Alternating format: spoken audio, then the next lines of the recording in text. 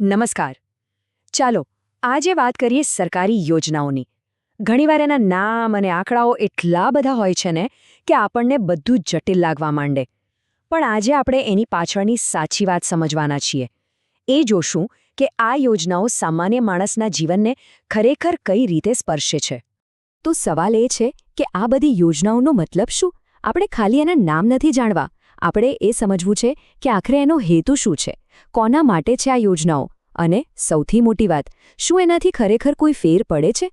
ચાલો આ બધા સવાલોના જવાબ આપણે સાથે મળીને શોધીએ. જો દરેક યોજના પાછળ છે ને એક મોટો પડકાર છુપાયેલો હોય છે. એ પછી ખેડૂતનું દેવું હોય, કે પછી કોઈ મોટી બીમારીમાં થતા ખર્ચનો ડર હોય, કે પછી નોકરી ધંધાની ચિંતા હોય. બસ આપણે દરેક યોજનાને આ જ રીતે જોવાની છે કે ભાઈ સમસ્યા શું હતી અને આ યોજના એનું ઉકેલ કઈ રીતે લાવવાની કોશિશ કરે છે. તો ચાલો આપણી સફર શરૂ કરીએ એવા લોકોથી જે આપણા દેશના અર્થતંત્રનો પાયો છે. હા, આપણા ખેડૂતો અને કારીગરો. જોઈએ કે એમની સમસ્યાઓ માટે શું કરવામાં આવ્યું છે. ખેડૂત માટે સૌથી મોટો પડકાર શું હોય? અનિશ્ચિતતા. ક્યારેક વરસાદ ઓછો પડે તો ક્યારેક પાક સારો થાય તો એના ભાવ ના મળે. આ જે આર્થિક ઉતાર ચઢાવ છે ને, એને થોડી સ્થિરતા આપવા માટે જ શરૂ થઈ પ્રધાનમંત્રી કિસાન સમ્માન નિધિ, જેને આપણે પીએમ કિસાન તરીકે ઓળખીએ છીએ. હવે આ યોજનામાં થાય છે શું? તો દર વર્ષે ખેડૂતના ખાતામાં સીધા 6,000 રૂપિયા જમા થાય છે. 3 હપ્તામાં 2,000 રૂપિયા. હવે આ પૈસાથી શું થાય? એમને બિયારણ ખરીદવામાં મદદ મળે, ખાતર લેવામાં મદદ મળે, કે પછી ઘરની નાની મોટી જરૂરિયાતો પણ પૂરી થાય. અને સૌથી મોટી વાત, કોઈ વચ્ચેટિયા નહીં, સીધા પૈસા ખાતામાં. પણ વિચારો, પૈસાની મદદ ત્યારે શું કામ આવે જ્યારે આખો પાક જ બરબાદ થઈ ગયો હોય? દુકાળ, પૂર કે પછી માવઠું? ખેડૂતની આખા વર્ષની મહેનત પાણીમાં જતી રહે. બસ આ જોખમ સામે એક સુરક્ષા કવચ પૂરું પાડે છે પ્રધાનમંત્રી ફસલ બીમા યોજના. આ યોજનાની સૌથી ખાસ વાત શું છે ખબર છે? એનું પ્રીમિયમ. ખેડૂતે છે ને પાકની કુલ કિંમતના માંડ 1.5 થી 5% જ ભરવાના હોય. બાકીનો જે મોટો ભાગ છે, 90%થી પણ વધુ, એ સરકાર ચૂકવે છે. મતલબ એકદમ નજીવા ખર્ચે ખેડૂતને એના પાકનું સંપૂર્ણ સુરક્ષા કવચ મળી જાય છે. ઓકે, તો ખેડૂતોની વાત તો થઈ, પણ એમની જેમ જ આપણા પરંપરાગત કારીગરો પણ છે, જે આપણી અર્થવ્યવસ્થાનો એક ખૂબ જ મહત્વનો હિસ્સો છે.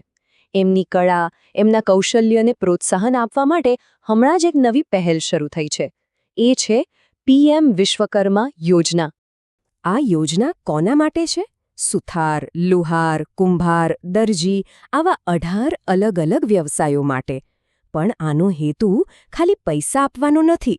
સાચો ઉદ્દેશ્ય તો આપણી જે પેઢીઓથી ચાલી આવતી કલા કારીગરી છે ને, એને જીવંત રાખવાનો છે અને એને આજના આધુનિક બજાર સાથે જોડવાનો છે. અને આ યોજના કારીગરને દરેક પગલે સાથ આપે છે. કેવી રીતે? જુઓ, પહેલાં તો એમને પીએમ વિશ્વકર્મા તરીકે એક ઓફિશિયલ ઓળખ અને સર્ટિફિકેટ મળે. પછી એમને નવી ટેકનોલોજી શીખવા માટે ટ્રેનિંગ મળે, અને એ પણ સ્ટાઇપેન્ડ સાથે. આધુનિક સાધનો ખરીદવા માટે મદદ મળે, અને છેલ્લે પોતાનો ધંધો વધારવા માટે કોઈ પણ ગેરંટી વગર એકદમ ઓછા વ્યાજે લોન પણ મળે. એટલે કે આ એક આખું સશક્તિકરણનું પેકેજ છે. અને આ જે સાધનો માટેની મદદ છે ને, એ તરત જ મળે છે. દરેક કારીગરને પોતાના ઓજારો અપગ્રેડ કરવા માટે સીધા 15,000ની સહાય મળે છે. હવે આનાથી શું થાય? એમના કામની ક્વોલિટી સુધરે, સ્પીડ વધે અને છેવટે આવક પણ વધે. તો આર્થિક સુરક્ષાની વાત તો થઈ, પણ જો સ્વાસ્થ્ય જ બરાબર ન હોય તો શું? સાચી વાત છે ને? કોઈ પણ દેશની પ્રગતિનો આધાર જ એના નાગરિકોનું આરોગ્ય અને સુરક્ષા છે. તો ચાલો હવે એ યોજનાઓ પર નજર કરીએ જે દરેક નાગરિકને આ સુરક્ષા કવચ પૂરું પાડે છે. આપણા દેશમાં ગરીબ અને મધ્યમ વર્ગના પરિવારો માટે સૌથી મોટો ડર કયો હોય છે? ઘરમાં કોઈ મોટી બીમારી આવી જાય એ. હોસ્પિટલનો એક મોટો ખર્ચ આખા પરિવારને આર્થિક રીતે વર્ષો પાછળ ધકેલી શકે છે. બસ આ જ ચિંતાને દૂર કરવા માટે આવી આયુષ્માન ભારત યોજના, એટલે કે PMJAY. આ યોજના હેઠળ શું થાય છે? તો દરેક પાત્ર પરિવારને દર વર્ષે 5 લાખ રૂપિયા સુધીની સારવાર તદ્દન મફત મળે છે. અને આ કોઈ સામાન્ય વીમો નથી, આ કેશલેસ સુવિધા છે, મતલબ હોસ્પિટલમાં ₹1 પણ ચૂકવ્યા વગર સારવાર. અને હવે તો સરકારે 70 વર્ષથી વધુ ઉંમરના દરેક વરિષ્ઠ નાગરિકને પણ આ યોજનામાં સામેલ કરી દીધા છે. હવે જુઓ, હેલ્થ ઇન્સ્યોરન્સની જેમ જ લાઇફ અને એક્સિડન્ટ ઇન્સ્યોરન્સ માટે પણ 2 યોજનાઓ છે. અને એના નામ એટલા સરખા છે ને કે લોકો ઘણીવાર કન્ફ્યુઝ થઈ જાય છે. તો ચાલો આજે આ બંને વચ્ચેનો તફાવત એકદમ સ્પષ્ટ રીતે સમજી લઈએ. જુઓ, તફાવત એકદમ સીધો સાદો છે. જીવન જ્યોતિ યોજના એટલે કે PMJJBY એ એક લાઇફ ઇન્સ્યોરન્સ છે. મતલબ કોઈપણ કારણસર મૃત્યુ થાય તો કવર મળે. જ્યારે સુરક્ષા વીમા યોજના એટલે કે PMSBY એ માત્ર અકસ્માતને કારણે મૃત્યુ કે અપંગતા આવે તો જ કવર આપે છે. પણ સૌથી આશ્ચર્યજનક વાત છે એનું પ્રીમિયમ. અકસ્માત વીમા માટે વર્ષના માત્ર ₹20 અને જીવન વીમા માટે દિવસના ₹1.25થી પણ ઓછું. વિચાર તો કરો, આટલા ઓછા ખર્ચે લાખો રૂપિયાનું સુરક્ષા કવચ. ઓકે, તો અત્યાર સુધી આપણે સુરક્ષાની વાત કરી. હવે વાત કરીએ સશક્તિકરણની, અને એમાં પણ ખાસ કરીને મહિલા શક્તિની. કારણ કે એક વાત નક્કી છે, જ્યારે દેશની મહિલાઓ આર્થિક રીતે પગભર બને છે ને ત્યારે જ દેશનો સાચો વિકાસ થાય છે. અને આ જ વિચાર સાથે આવી છે લખપતિ દીદી યોજના. આનું લક્ષ્ય શું છે? તો સ્વસહાય જૂથો સાથે જોડાયેલી 3 કરોડ મહિલાઓને એવી સ્કેલ અને ટ્રેનિંગ આપવી કે જેથી એમની વાર્ષિક આવક ઓછામાં ઓછી ₹1 લાખ પાર કરી જાય. અને આ જે ટ્રેનિંગ છે ને એ ખાલી સિલાઈ વણાટ પૂરતી સીમિત નથી. અહીંયા જ તો ખરી મજા છે. આ યોજના મહિલાઓને આધુનિક ટેકનોલોજી સાથે જોડી રહી છે. ગામની મહિલાઓ હવે પ્લમ્બિંગ અને LED બલ્બ બનાવવાનું શીખી રહી છે. એટલું જ નહીં, ખેતી માટે ડ્રોન ઉડાડવાની ટ્રેનિંગ પણ લઈ રહી છે, જેમને નમો ડ્રોન દીદી તરીકે એક નવી ઓળખ મળી છે. પણ એક મિનિટ વિચારો, એક લખપતિ દીદી કે એક વિશ્વકર્મા કારીગર એ પોતાનો બનાવેલો માલ મોટા બજાર સુધી પહોંચાડશે કેવી રીતે?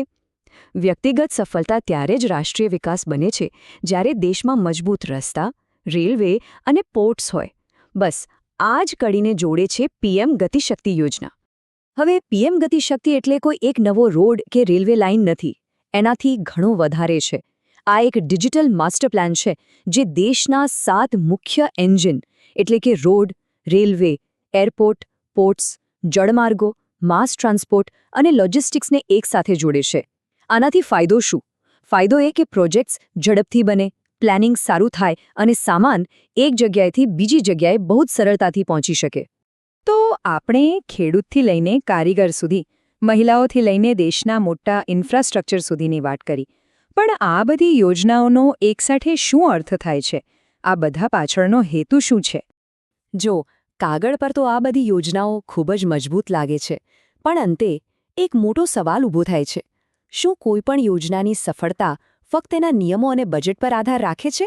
કે પછી એની સાચી સફળતાનો માપદંડ એ છે કે તે કેટલા લોકો સુધી પહોંચી, કેટલી પારદર્શિતાથી લાગુ થઈ અને સૌથી અગત્યનું, શું એનાથી ખરેખર જમીન પર કોઈ પરિવર્તન આવ્યું? આ એક વિચારવા જેવા પ્રશ્ન સાથે જ આપણે આજના વિશ્લેષણને અહીં વિરામ આપીએ છીએ.